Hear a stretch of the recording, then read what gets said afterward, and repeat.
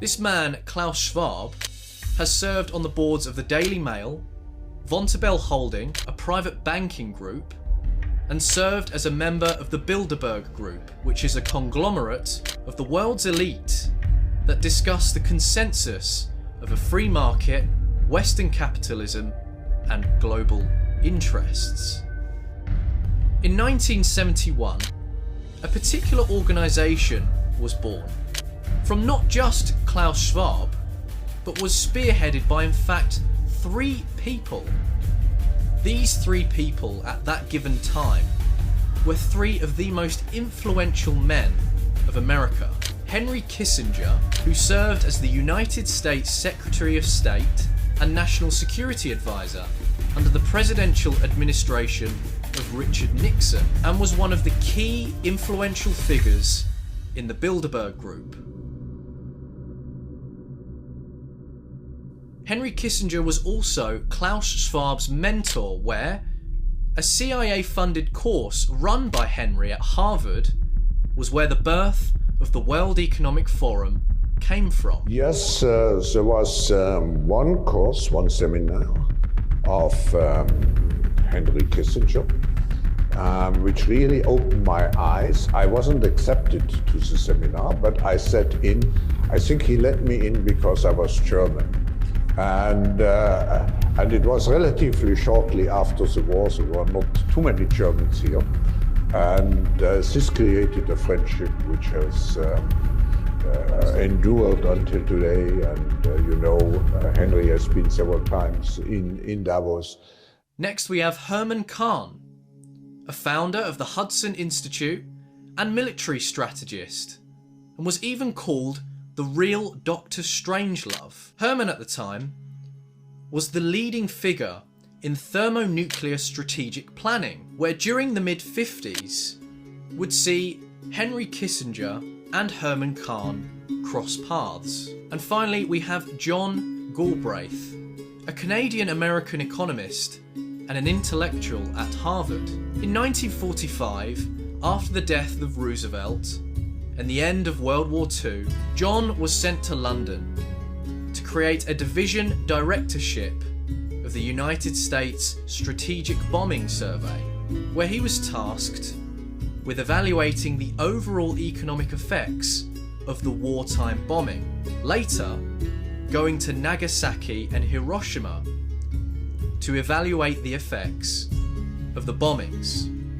In 1958, Galbraith became the Paul M. Warburg Chair in Economics at Harvard. This is the same position that he would hold when he would first be introduced to a young Klaus Schwab.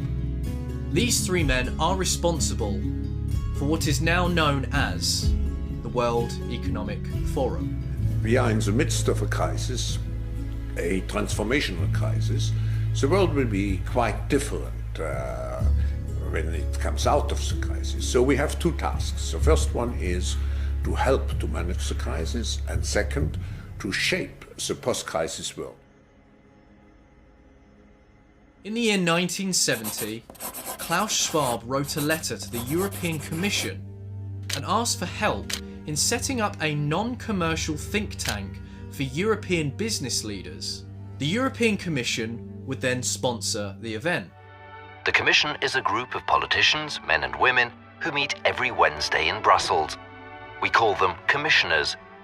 Together they form the government of Europe, so to speak. They all have their own specific field of responsibilities and come from different countries. Schwab then organised a 2-week business managerial conference, and in 1971, the first meeting of the World Economic Forum commenced, held in none other than Davos, Switzerland. Around 450 participants from 31 countries took part in Schwab's first European Management Symposium. The project was recorded as organised by Klaus Schwab and his secretary, Hilde Stahl, who, later the same year, would become Klaus Schwab's wife. One of the most influential groups that spurred on the creation of Klaus Schwab's symposium was a group known as the Club of Rome.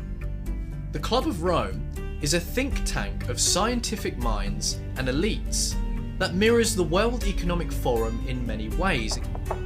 We need to encourage civil society, media and political parties to embark on what I would call public education campaigns with a focus on democracy and human rights, and by all means of tolerance. Aurelio Pecci, an Italian industrialist, Alexandra King, a British chemist and pioneer of the sustainable development movement, and David Rockefeller, an American banker and philanthropist, whose family name is possibly the most notable, being one of the richest families to ever live. Among the Club of Rome's first accomplishments was a 1972 book entitled The Limits to Growth that heavily focused on global overpopulation, warning that if the world's consumption patterns and population growth continued at the same high rates of the time, the Earth would strike its limits within a century. It was soft eugenics conceived from the fear of overpopulation.